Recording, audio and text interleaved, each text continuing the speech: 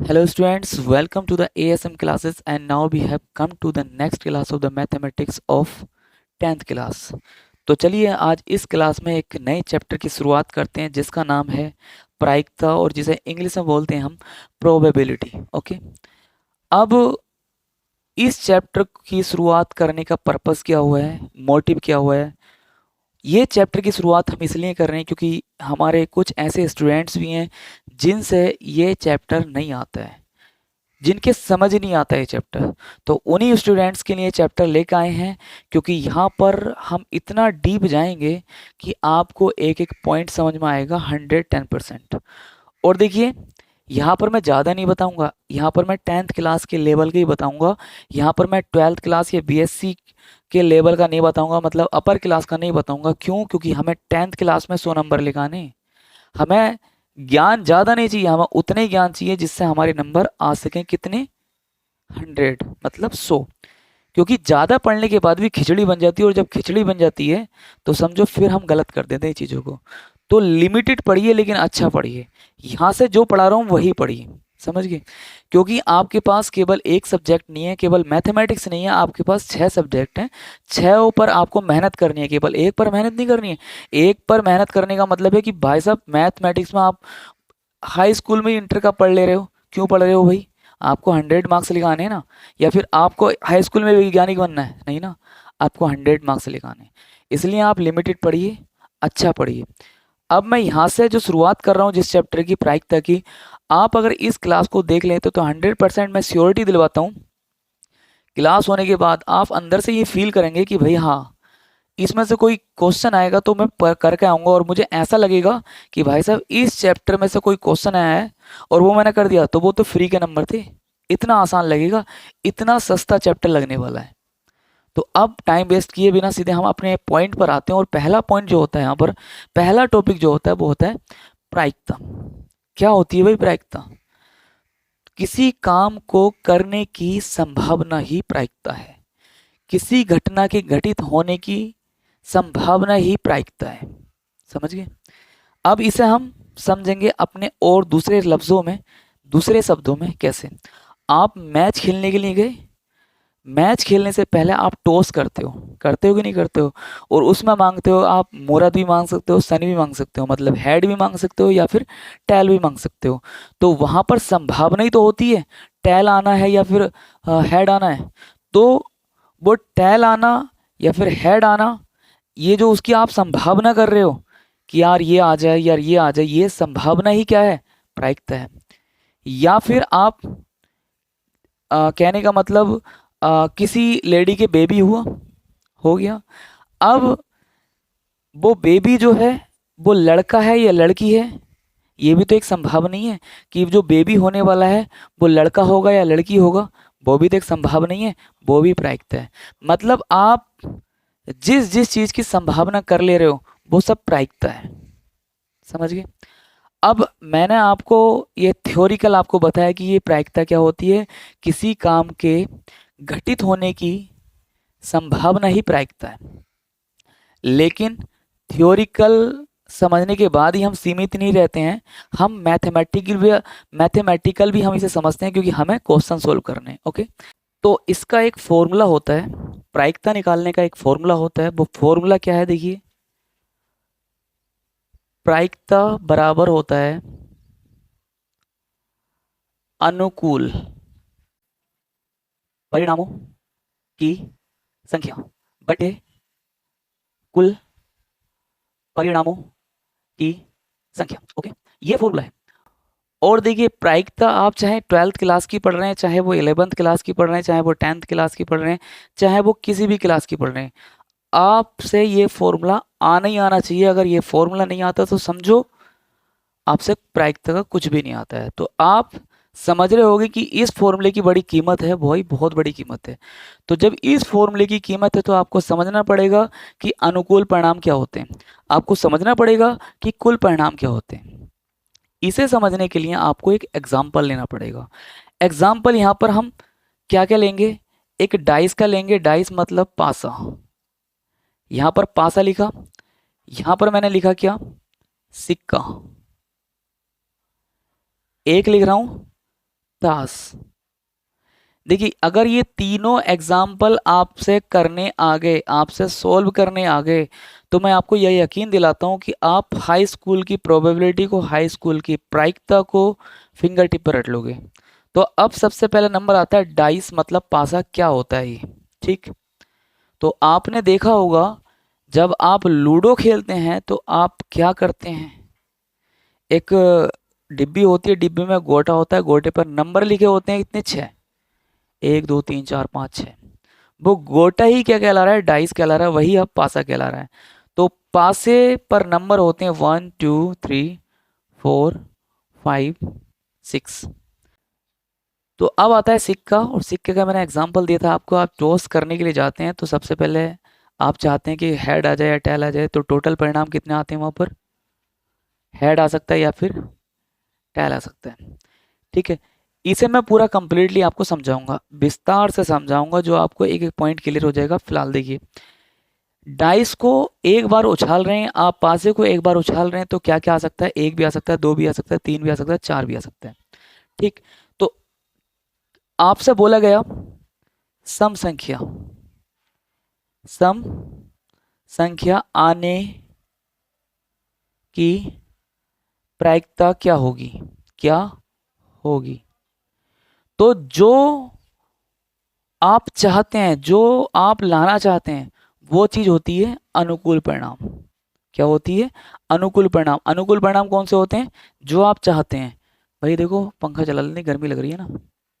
हाँ, तो मैंने आपको बताया जो आप चाहते हैं, जिस चीज की प्रायिकता निकालना आप चाहते हैं, वो क्या होती है हमारी अनुकूल परिणाम। समझ में आया। तो यहां पर अनुकूल परिणाम कौन कौन से होंगे, अनुकूल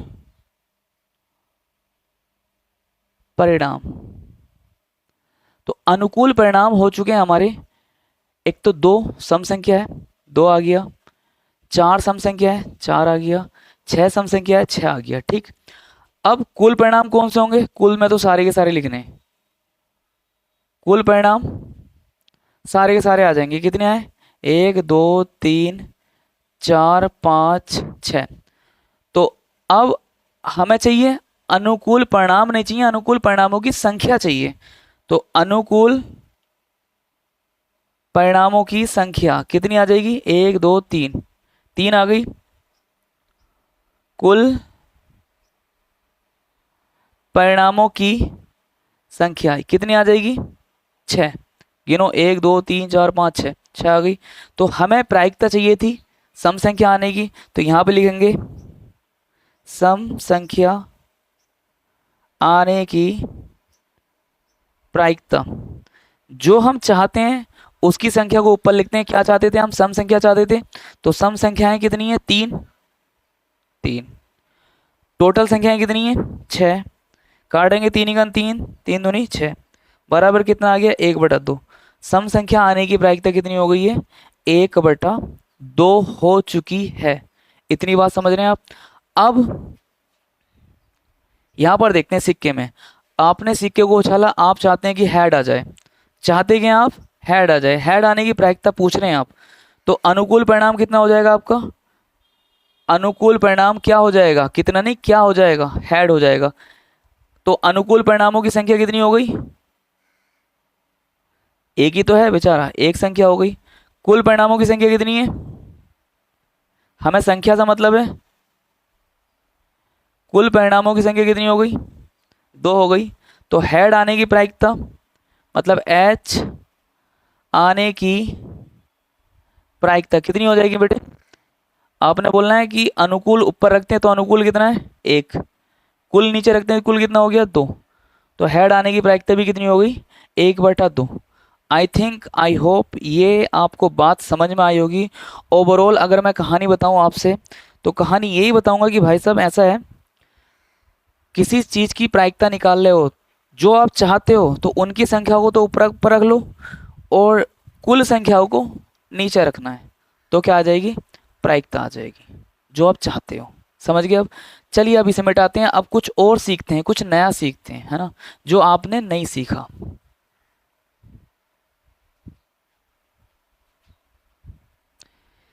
यहां पर अभी हम क्या कर रहे थे, अभी हम कर रहे थे केवल एक सिक्के को उछाल रहे हैं और एक ही पासे को उछाल रहे हैं। इमेजिन करिए 2 सिक्कों को उछालना पड़ गया तो कुल परिणाम कितने होंगे, है ना। 2 सिक्कों को उछालना पड़ गया तो कुल परिणाम कितने आएंगे, ये चीज है ना। तो कुल परिणाम निकालने का भी लोचा हो गया। तो आप क्या सीखोगे, पहले कुल परिणाम निकालना। केवल एक सिक्के को उछालना है तो चलो देख लिया हमने भाई साहब 2 आगे, लेकिन एक साथ 2 सिक्कों को उछाल दिया तो कुल कितने परिणाम आएंगे, तो ये भी तो निकालना हमसे आना चाहिए। या फिर 3 सिक्कों को उछाल दिया तो कुल कितने परिणाम बनेंगे, तो वो भी तो आना चाहिए। तो अब उछाल रहे हैं हम एक साथ 2 सिक्कों को, तो पहले सिक्के पर भी हेड और टेल लिखा हुआ होगा और दूसरे सिक्के पर भी हेड और टेल लिखा हुआ होगा। ओके, इतनी बात आप समझते हो और आपको मैंने बता दिया है कि भाई साहब हेड फोर क्या होता है, टेल फोर क्या होता है। हेड फोर होता है सन, टेल फोर क्या होता है सन, हेड फोर क्या होता है मुहूर्त, मुहूर्त, ठीक है। अब अगर 2 सिक्कों को उछाल ले हो तो क्या क्या आ सकते हैं, हो सकता है पहले पर क्या आ जाए मुहूर्त आए, दूसरे पर सन आए। हो सकता है पहले पर सन आ जाए दूसरे पर मुहूर्त आए। हो सकता है दोनों पर सन सन आ जाए। हो सकता है दोनों पर मुहूर्त मुहूर्त आ जाए। तो कितने परिणाम बनेंगे, सिक्का उछाला पट से गिरे, एक पर सन एक पर मुहूर्त। सिक्के दोनों उछाले पट से गिरे, एक पर मुहूर्त एक पे सन। सिक्के उछाले पट से नीचे गिरे तो हो सकता है दोनों पर सन सन आ जाए। तो ऐसे कितने परिणाम बनेंगे देखिए। तो अब यहां पर कुल परिणाम निकालने का तरीका, कुल परिणाम निकालने का तरीका क्या होगा देखिए। इसकी मल्टीप्लाई इससे करिए और यहां पर मल्टीप्लाई करने का कुछ और ही नजरिया होता है। मल्टीप्लाई करने का मतलब इसे इसके साथ लिखिए, इसे इसके साथ लिखेंगे एच एच, ठीक। एच एच, ये वाला एच पहले लिखा हुआ, कभी कह दो कि ये वाला आगे पीछे कुछ भी कर सकते हैं, पहला जो है पहले लिखा जाएगा। फिर एच टी, एच टी, फिर बाद में इसे हमने दोनों के साथ लिख लिया। अब इसे दोनों के साथ लिखिए टी एच, ये टी पहले था तो पहले लिखिए, ठीक। इसे टी टी। तो 2 सिक्कों को जब हमने उछाला तो कितने परिणाम बन सकते हैं, एक ये बन सकता है, हो सकता है दोनों पर हेड हेड आ जाए, ये बन सकता है, हो सकता है पहले पर हेड आ जाए दूसरे पर टेल आ जाए, हो सकता है ये बन जाए पहले पर टेल आ जाए दूसरे पर हेड आ जाए, हो सकता है ये बन सकता है दोनों पर टेल टेल आ जाए, ठीक है। तो हमारे कुल परिणामों की संख्या कितनी हो गई, कुल परिणामों की संख्या कितनी हो चुकी है, 1 2 3 4, 4 हो गई है, ठीक। अब यहां से मैं एक क्वेश्चन देता हूं आपको। 2 सिक्के उछाले, दोनों सिक्कों पर हेड आने की प्रायिकता क्या है, दोनों सिक्कों पर हेड आने की प्रायिकता। तो हमें कुल परिणाम तो मिल गए 6 हो गए। अरे भाई 6 कहां से लिख दिए, 4 ही तो हुए यार। हाँ, तो हमें कुल परिणाम तो मिल गए, कितने हो गए, 4 हो गए। अनुकूल परिणाम उसने क्या कह दिया है कि दोनों सिक्कों पर हेड आने की प्रायिकता। तो आप क्या चाहते हैं, दोनों सिक्कों पर हेड चाहते हैं। तो अनुकूल परिणाम क्या हो जाएंगे, अनुकूल परिणाम दोनों सिक्कों पर हेड हो ऐसे पेयर लिखने हैं यहां पर। तो दोनों सिक्कों पर हेड बस एक ही है भाई साहब, ये वाला, ठीक। तो अनुकूल परिणाम कितने आ गए, केवल एक ही आया, ये निकल गया। अनुकूल परिणाम जो हम चाहते थे, चाहते क्या थे कि दोनों सिक्कों पर हेड आए। तो दोनों सिक्कों पर हेड सिर्फ और सिर्फ इसी पेयर में लिखा हुआ है। तो अनुकूल परिणामों की संख्या कितनी हो गई, आपने बोलना 1 हो गई। तो यहां पर लिखेंगे दोनों सिक्कों पर हेड आने की प्रायिकता, हेड आने की प्रायिकता कितनी हो जाएगी, अनुकूल परिणाम ऊपर 1, नीचे कुल परिणाम कितना 4, 1/4 आ चुकी है, ठीक। चलिए आपसे कुछ और बोला जाता है यहां पर कि किसी एक सिक्के पर हेड आए, किसी एक सिक्के पर हेड आए, किसी एक पर हेड आए। तो किसी एक पर मतलब ऐसा नहीं कहा उसने पहले सिक्के पर आए या दूसरे सिक्के पर आए, उसने बोला किसी एक पर, कोई भी हो। मतलब पहला ये हो गया है, दूसरा सिक्का ये हो गया है। तो पहले वाले जो परिणाम लिखे हुए पहले ही पहले लिखे हुए हैं, दूसरे के परिणाम जो लिखे हुए हैं वो दूसरी संख्या में लिखे हुए हैं, ठीक है, बाद वाली संख्या में। तो उसने बोला है कि किसी एक सिक्के पर हेड आए। तो किसी एक सिक्के पर हेड मतलब यहां पर भी एक सिक्के पर हेड है, यहां पर भी एक सिक्के पर हेड है। तो अनुकूल परिणाम क्या हो जाएंगे, अनुकूल परिणाम। तो आपने बोलना है, एक तो ये हो गया, यहाँ पर एक सिक्के पर हेड आया हुआ है, और एक ये हो गया, यहाँ पर एक सिक्के पर हेड आया हुआ है। तो संख्या कितनी हो जाएगी अनुकूल परिणामों की? आपने बोलना 2 हो गई। तो अगर एक सिक्के पर हेड, एक सिक्के पर हेड आने की प्रायिकता पूछ ले आपसे, तो कितने एक सिक्के पर, एक सिक्के के परिणाम कितने, मतलब एक सिक्के पर हेड आए ऐसे परिणाम कितने? 2। 2 ऊपर आ गया, नीचे 4, 2 एकम 2, 2 दूनी 4, 1/2 आ चुकी है। ठीक है, एक क्वेश्चन ये बन जाता है यहाँ से, या फिर एक क्वेश्चन ये बनता है कि पहले सिक्के पर हेड हो, उसकी प्रायिकता क्या होगी? तो अनुकूल परिणाम देखिए, पहले सिक्के पर हेड हो, तो पहले अनुकूल परिणाम देखेंगे। कुल परिणाम तो हमें पता है 4 है। पहले सिक्के पर हेड हो, तो पहले सिक्के पर हेड, यहां पर भी हेड है, यहां पर हेड है, यहां पर हेड नहीं है पहले सिक्के पर, पहले सिक्के पर टेल है। तो यहां पर पहले सिक्के पर हेड, पहले सिक्के पर हेड, तो 2 अनुकूल परिणाम आ रहे हैं। तो अनुकूल परिणामों की संख्या कितनी होगी भाई साहब? 2 हो गई। तो अब अगर ये चाहते हैं कि पहले सिक्के पर हेड आए, पहले सिक्के पर हेड आने की प्रायिकता, हेड आने की प्रायिकता, तो हेड पहले सिक्के पर आ रहा था, तो ऐसे कितने पेयर लिखे होते? एक ये है, एक ये है, 2। तो 2 ऊपर आ गया, मतलब 2 लिख दिया था ना, 2 ऊपर आ गया, नीचे कुल परिणाम 4, 2 एकम 2, 2 दूनी 4 बराबर 1/2। ये भी, इसकी भी प्रायिकता क्या हो गई? 1/2। आप समझे इस चीज को? वेरी गुड, बिल्कुल समझे हो गए आप। चलिए इमेजिन करिए कि अब आपके पास 2 सिक्के नहीं, आप एक साथ कितने सिक्के उछाल रहे हो? 3 सिक्के उछाल रहे हो।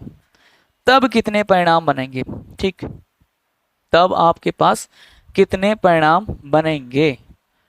तो चलिए 3 सिक्के उछालते हैं। तो यहां पर भाई साहब देखिए, पहला यहां पर सिक्का लिखेंगे, दूसरा सिक्का यहां पर लिखेंगे, और तीसरा यहां पर लिखेंगे। पहले सिक्के पर भी हेड और टैली लिखा हुआ होगा, दूसरे सिक्के पर ही हेड और टैली लिखा हुआ होगा, तीसरे सिक्के पर भी हेड और टैली लिखा हुआ होगा। Okay, I think, I hope समझ रहे होगे बातों को। तो देखिए पहले इन दोनों को कर लीजिए मल्टीप्लाई, इन दोनों के कुल परिणाम निकाल दीजिए।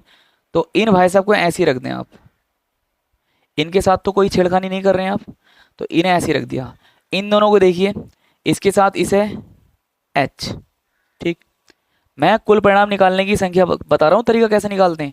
इसके साथ लिखिए एच एच, इसे इसके साथ लिखिए, मतलब इसे टी के साथ लिखिए, एच टी। अब टी बचा, टी को इन दोनों के साथ लेंगे, कैसे? टी एच, ये पहला है तो पहले ही लिखा जाएगा, ये बाद में तो बाद में लिखा जाएगा। अब टी को टी के साथ में लिखिए एच, टी को टी के साथ में टी टी। ठीक, अब ये भाई साहब बचे, अब एच को इन सब के साथ लिखना है एक बार। ये पहले लिखा था तो पहले लिखें आप। तो देखिए क्या बनेंगे,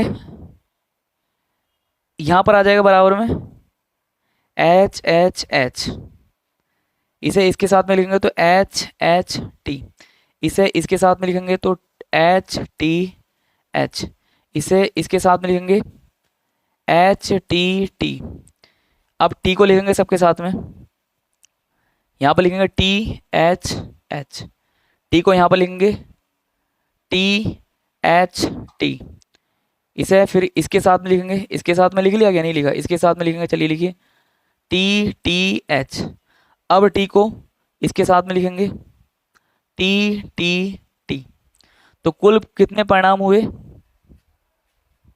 1 2 3 4 5 6 7 8, 8 परिणाम हो गए कुल। तो यहाँ पर कुल परिणामों की संख्या, कुल परिणामों की संख्या बराबर कितनी हो गई? 8 हो गई। अगर आपसे बोल दें कि 3 सिक्के उछाले गए हैं, उसमें पहले 2 सिक्कों पर क्या आना चाहिए? टैल टैल आना चाहिए, तो इसकी क्या प्रायिकता होगी? तो पहले 2 सिक्कों पर टैल टैल कहां पर है? पहले 2 सिक्कों पर, पहले 2 सिक्कों पर टैल ये है। तो ऐसा कोई है जैसे पहले 2 सिक्कों पर टैल टैल हो? तो पहले 2 सिक्कों पर टैल टैल यहां पर है और यहां पर है। तो अनुकूल परिणाम कितने हो गए हमारे? 2।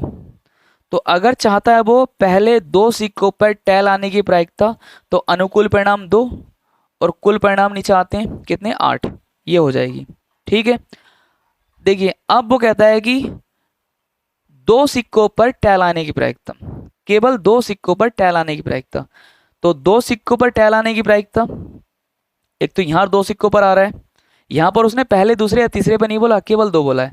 यहां पर, यहां पर, यहां पर ये एक हो गया, दो हो गया, ये तीन हो गया, और हाँ, तो कितने बन रहे हैं जिन पर दो सिक्कों पर टैल आ रहा है? एक ये है, आगे आ रहा है पीछे आ रहा है, मतलब कोई से सिक्के पर आ रहा है इसका मतलब नहीं है, मतलब दो सिक्कों पर टैल आना चाहिए। यहाँ पर भी आ रहा है, यहाँ पर भी आ रहा है, यहाँ पर भी। तो अनुकूल परिणाम कितने 3, कुल परिणाम कितने 8, ये आ जाएगी। ठीक, आई थिंक आई होप आप समझ गए होंगे कि हम कुल परिणाम भी कैसे निकालते हैं। ठीक, अगर डाइस आ जाएं दो, दो अगर आपने उछालने हैं क्या पासे, तो पासों के कुल परिणाम कैसे लिखेंगे? तो दो डाइसों को लिखना है, डाइसों के ऊपर जो नंबर लिखे हुए होते हैं उन्हें लिखना है। चलिए लिख दिए। अब यहाँ पर दूसरा लिखना है, यहाँ पर चलिए लिख दिया। अब क्या करना है, एक को उठाना है, एक को इनके सबके साथ लिखना है। कैसे? देखिए 1,1, 1,2, इससे पहले इसके साथ लिखा, फिर इसके साथ 1,3, 1,4, 1,5, 1,6। ठीक, फिर इसका काम कंप्लीट हो गया। अब दो को इन सब के साथ लिखिए, 2,2, सॉरी 2,1, 2,2। देखिए दो को पहले एक के साथ लिखा, 2,1, दो को दो के साथ लिखा, 2,2, डॉट डॉट ऐसे चलते रहेंगे। तो ऐसा सबके साथ कंप्लीट करेंगे तो कितने परिणाम आएंगे? 36।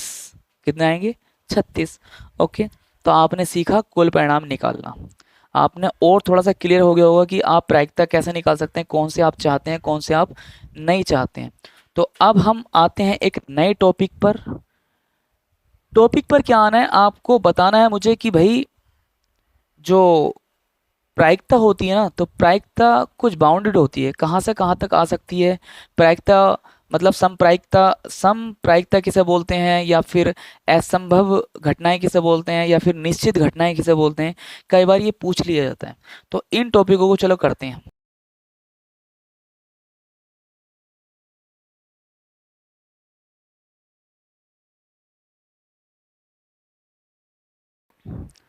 तो देखिए अब बात करेंगे हम इन पॉइंट्सों पर, असंभव घटनाएं क्या होती हैं और निश्चित घटनाएं क्या होती हैं।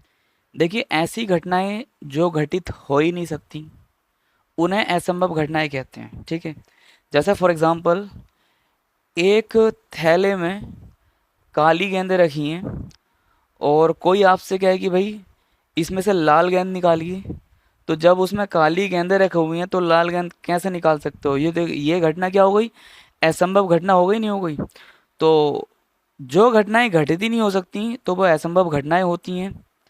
काली गेंद रखी हैं और उसमें से कह रहे हो लाल गेंद निकाल लो, कैसे निकलेंगी भाई? तो ये असंभव घटना हो गई, नहीं हो गई? हाँ, तो असंभव घटनाओं की प्रायिकता कितनी होती है? 0 होती है। देखिए जो घटनाएं, जो घटना घटित ना हो, असंभव घटना कहलाती है, और इसकी प्रायिकता कितनी होती है? 0 होती है, याद रखना। जब घटना घटित ही नहीं होगी तो उसकी प्रायिकता कितनी होगी? 0 ही होगी। समझे या नहीं समझे? अब देखिए ध्यान से सुन लें। अब निश्चित घटनाएं कौन सी होती हैं या फिर निर्धारित घटनाएं कौन सी होती हैं? निर्धारित घटनाएं कि मतलब निश्चित घटनाएं जो कंफर्म पता हो कि भाई साहब यही आने वाला है। जैसे एक, मैंने अभी बताया तो मैं एग्जांपल, एक थैले में काली गेंद रखी हुई हैं और उसमें से निकल रहा हो काली, तो ये तो निश्चित है ना। तो काली निकल रहा हो तो काली तो आएगी आएगी। तो जो घटनाएं कंफर्म्ड होती हैं, जो घटनाएं निश्चित होती हैं, जिनका आना निश्चित होता है, वो क्या कहलाती हैं? निश्चित घटनाएं कहलाती हैं। ये बताओ, काली गेंदें रखी हुई हैं वो सारी की सारी, और उसमें से काली निकाल ले हो तो काली निकलेगी, तो उसकी घटनाएं कितनी होगी, सॉरी उसकी प्रायिकता कितनी होगी? 1 होगी। जब घटना निश्चित हो, उसमें कुछ और ना हो, तो निकलेगा तो वही। तो जो निकलेगा, जैसे काली गेंद रखी हुई थी और काली गेंद निकालने की प्रायिकता पूछ रहे हो, तो कितनी आएगी? एक। कितनी आएगी? एक। तो निश्चित घटनाओं की प्रायिकता कितनी होती है? एक होती है। तो इनकी प्रायिकता डायरेक्ट लिखो, कितनी होती है? एक। आपने समझा? जो घटनाएं निश्चित होती हैं, कहने का मतलब एक सिक्का लेकर आए तुम, दोनों तरफ हेड हेड है, तुमसे बोला कि उछालने के बाद हमें हेड चाहिए, तो ये तो निश्चित है हेड ही हेड आना, तो हेड आने की प्रायिकता कितनी होगी? एक होगी। जो घटनाएं निश्चित होती हैं उनकी प्रायिकता कितनी होती है? एक होती है। फिर उसके बाद देखिए यहाँ पर पीई, ये लिख रहे हैं बेटे, पीई। पीई को दर्शाएंगे ई घटना घटित होने की प्रायिकता। घटना घटित होने की प्रायिकता से, प्रायिकता को किससे दर्शाएंगे? पीई से। और घटना घटित ना होने की प्रायिकता को किससे दर्शाएंगे हम? पीई, और ऊपर बार लगा देंगे छोटा सा ही, ठीक है। अब ये तुम्हें कंफ्यूज कर रहा होगा, जैसे मैंने अभी पासा लिया एक, एक दो तीन चार पाँच छः, ठीक है, ये पासा ले लिया। मैंने पूछा कि छः आने की प्रायिकता, तो आप बोलोगे सर कुल परिणाम कितने हैं? छः हैं, और जो चाह रहे हो आप वो कितना? वो एक ही है। तो यहाँ पर अनुकूल परिणाम कितने हो गए? एक। कुल परिणाम कितने हो गए? आपने बोलना है छः। तो प्रायिकता कितनी हो जाएगी? छः आने की प्रायिकता। होने की प्रायिकता देखिए पी ई से भी दर्शा सकते हैं, ये तो मैंने लिखा घटना घटित होने की प्रायिकता पी ई बराबर कितना होगा? 1/6। अनुकूल परिणाम ऊपर, कुल परिणाम नीचे। और अब वो कह देता कि भाई साहब 6 ना आने की प्रायिकता है ना, आने की प्रायिकता तो 1/6 हो गई, ना आने की प्रायिकता, तो ना आने की प्रायिकता को दर्शाएंगे पीई बार से। और जब ना आने की प्रायिकता ना होने की प्रायिकता पूछे तो क्या करना है आपको? होने की तो निकालनी है, होने की निकाल ली, और ना होने की पूछ रहा है तो वन में से घटा दो। जो होना होता है ना, होने वाली प्रायिकता होती है, उसे वन में से घटा दिया करो, तो ना होने की प्रायिकता आ जाती है। इसकी गुणा इधर करेंगे तो 5-1 कितना हो गया? 5 बराबर कितना आ गया? 4, सॉरी 5 नहीं था बेटे, कितना था? 6। तो यहाँ पर कितना हो जाएगा? 6, नीचे 6, तो 6 में से गया 5, 5/6। तो 5/6 क्या हो गई? 6 ना आने की प्रायिकता। ओके, तो इस चीज से मतलब पी ई बार से किसे दर्शाते हैं? ना होने की प्रायिकता को। पी से किसे दर्शाते हैं? होने की प्रायिकता को। तो यहां पर एक सूत्र बनता है, पी ई बार बराबर 1 - पीई, मतलब होने की प्रायिकता, होने की प्रायिकता बराबर 1 में से घटा दो क्या? सॉरी, ना होने की प्रायिकता। ये ना होने की प्रायिकता अगर निकालनी है तो 1 में से घटा दो कौन सी प्रायिकता को? होने की प्रायिकता को, होने की प्रायिकता को, ठीक है। ये सूत्र बन जाता है हमारा। तो ये सूत्र बन गया हमारा। अब एक चीज और समझनी है यहाँ पर, वो क्या चीज है देखिए, वो है कि टोटल प्रायिकता का योग। किसी पासे में मैंने बोला सारी की सारी प्रायिकता का योग, सारी की सारी जितनी घटनाएं घटित हो रही हैं एक पासे में, सब की प्रायिकता का योग कितना होता है? एक होता है। याद रखना, जो मैं वर्ड बोल रहा हूँ ना, वो एक पासा है, पासे में जितनी भी घटनाएं घटित हो रही हैं उन सबको अगर जोड़ लिया जाए, उनकी प्रायिकता को जोड़ लिया जाए तो कितना योग आता है? एक आता है। ये क्वेश्चन आता है, समझ गए? अब उसके बाद जो मैं पॉइंट बोल रहा हूं वो देखिए, समप्रायिकता। समप्रायिक, समप्रायिक का मतलब क्या है? समप्रायिक इवेंट, समप्रायिक घटनाएं कौन सी होती हैं, ठीक है, ये बताना है। देखिए, तो आपको मैं बताऊं, ऐसी घटनाएं, ऐसी घटनाएं जिनकी प्रायिकता बराबर बराबर बराबर बराबर होती है, समप्रायिक घटनाएं कहलाती हैं। फॉर एग्जांपल, जैसे एक पासा मैंने उछाला, 6 नंबर दिखाई देंगे, तो कोई भी नंबर आ सकता है। कितनी घटनाएं घटित होंगी यहाँ पर? 6 होंगी। 1 आ सकता है, 2 आ सकता है, 3 आ सकता है, 4 आ सकता है, 5 आ सकता है, 6 आ सकता है। तो 6 घटनाएं घटित होंगी। अब इन 6 घटनाओं की प्रायिकता बराबर बराबर बराबर बराबर हो तो ये समप्रायिक घटनाएं कहलाएंगी। फॉर एग्जाम्पल देखिए, यहाँ पर 1 आने की प्रायिकता कितनी होगी? 1/6, क्योंकि अनुकूल परिणाम तो एक ही है, 1/, और कुल परिणाम 6। 2 आने की प्रायिकता 1/6, क्योंकि 2 आने की प्रायिकता में अगर देखेंगे तो अनुकूल परिणाम हमारा एक ही है। 2 कहीं और लिखा हुआ है, नहीं लिखा हुआ, तो एक है अनुकूल परिणाम 1/6। अब 3 आने की प्रायिकता कितनी होगी, वो भी 3 एक बार लिखा हुआ है यहाँ पर 1/6।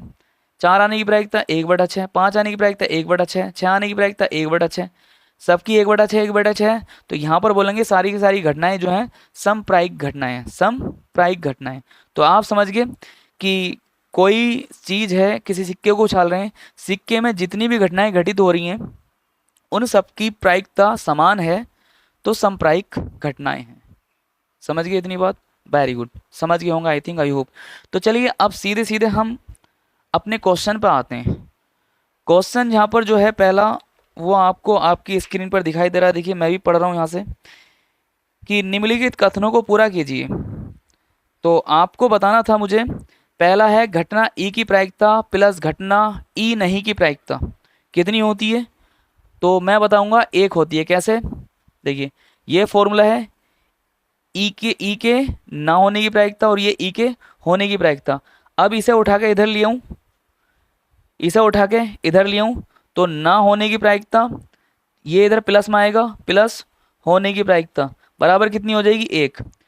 ना होने की प्रायिकता प्लस होने की प्रायिकता कितनी होती है, मतलब ना होने की प्रायिकता प्लस होने की प्रायिकता का योग कितना होता है, 1 होता है। ठीक, तो पहले पॉइंट में आ जाएगा भाई साहब 1। दूसरा है उस घटना की प्रायिकता जो घटित नहीं हो सकती, तो मैंने बोला उस घटना की प्रायिकता जो घटित हो ही नहीं सकती, कहने का मतलब थैले में काली बोले हैं और निकाल रहे हो तुम लाल बोल, कैसा आ जाएगी, तो उसकी प्रायिकता कितनी होगी, मैंने बता ही रखा था अभी थोड़ी देर पहले, उसकी प्रायिकता 0 होगी। और अगले जो रिक्त स्थान में तो ऐसी घटनाओं को क्या कहेंगे, असंभव घटनाएं कहेंगे। तीसरा पॉइंट है देखिए कि उस घटना की प्रायिकता जिसका घटित होना निश्चित है कितनी होती है, 1 होती है, अभी अभी बताया था। और ऐसी घटनाओं को क्या कहा जाता है, निश्चित घटनाएं या फिर निर्धारित घटनाएं। चलिए, किसी प्रयोग की सभी प्रारंभिक घटनाओं की प्रायिकता का योग कितना होता है, 1 होता है, वो भी अभी मैंने बताया था। ठीक, किसी घटना की प्रायिकता किससे बड़ी किससे छोटी हो सकती है, हाँ तो ये बताना हम भूल गए हैं, वो मैं आपको बता रहा हूँ। और ये पॉइंट भी समझो आने वाला पॉइंट है तुम्हारे एग्जाम में। देखिए किसी भी घटना की प्रायिकता कितनी हो सकती है, देखिए 0 हो सकती है या फिर 0 से बड़ी होगी, 1 हो सकती है या फिर 1 से छोटी होगी। इसका मतलब किसी भी प्रायिकता का मान, किसी घटना के घटित होने की प्रायिकता का मान 0 आ सकता है या फिर 0 से बड़ा आएगा, या फिर 1 आएगा या फिर 1 से छोटा आएगा। ना ही 1 से बड़ा आ सकता है और ना ही 0 से छोटा आ सकता है। समझ गए इतनी बात? तो ये कहीं ना कहीं आपको लिखा हुआ मिल सकता है। तो इसका मतलब है किसी घटना की घटित होने की प्रायिकता क्या हो सकती है, 0 के बराबर हो सकती है या फिर 0 से बड़ी हो सकती है, 1 के बराबर हो सकती है या फिर 1 से छोटी हो सकती है। कभी भी किसी प्रायिकता का मान 1 से बड़ा नहीं आ सकता, कभी भी किसी प्रायिकता का मान 1 से मतलब 0 से छोटा नहीं आ सकता।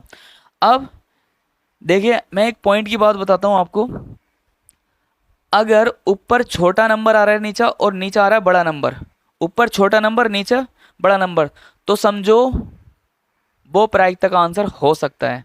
और अगर ऊपर बड़ा है नीचे छोटा है तो तुरंत देखते ही कह दो कि ये तो हो ही नहीं सकता। और अगर संख्याएं माइनस में लिखी हुई हैं, चाहे ऊपर छोटा है नीचे बड़ा है, माइनस में होता है तो समझो वो 0 से छोटा है। माइनस में चाहे ऊपर छोटी हो नीचे बड़ी हो, कुछ भी लिखा हुई हो, वो 0 से छोटी होती है। और 0 से छोटी के लिए मैंने मना कर दिया है कि 0 से छोटी प्रायिकता नहीं होती है। तो आपने क्या सीखा यहाँ पर, ये सीखा कि प्रायिकता का आंसर अगर ऊपर छोटी संख्या नीचे बड़ी संख्या आएगी तो आंसर राइट होगा, और अगर ऊपर बड़ी संख्या आ रही है नीचे छोटी संख्या आ रही है तो वह आंसर बिल्कुल गलत होगा। और अगर माइनस में आ रहा है तो भी आंसर गलत होगा। -5 हुआ, माइनस कुछ भी हुआ, माइनस आगे लगा हुआ है ना, तो समझो कह देना आंसर गलत है। समझ गए इतनी बात? तो लास्ट पॉइंट में ये लिखा हुआ था कि किसी घटना की प्रायिकता 0 से बड़ी या 0 के बराबर हो सकती है और से छोटी या उसके बराबर हो सकती है। किससे छोटी?